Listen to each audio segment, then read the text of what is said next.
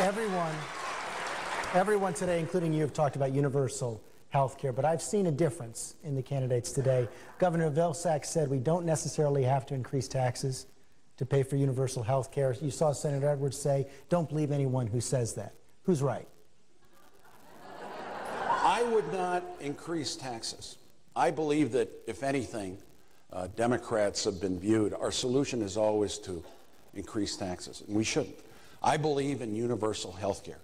The problem is the excessive cost of health care and the coverage.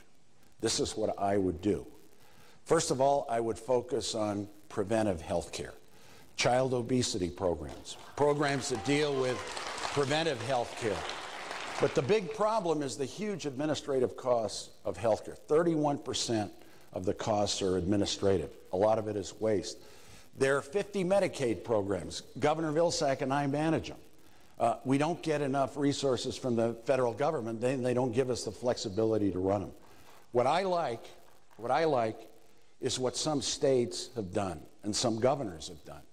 And that is a Massachusetts-style plan with good benefits that basically says we facilitate it for employers and employees to get mandatory coverage. I believe that that's a very important step that we ought to look at nationally. What I would also do is make sure for the uninsured that we find ways to, for instance, our main responsibility should be to insure all children under 5. We've done that in New Mexico, and we should do that nationally.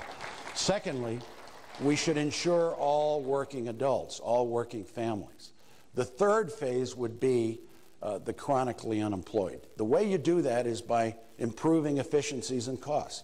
The way you do that is not have Medicare and Medicaid covering seniors and disabled. It should be one. We should expand the SCHIP program, as I said, to cover children. I don't think the solution of the Democratic Party should always be to either spend more or tax more.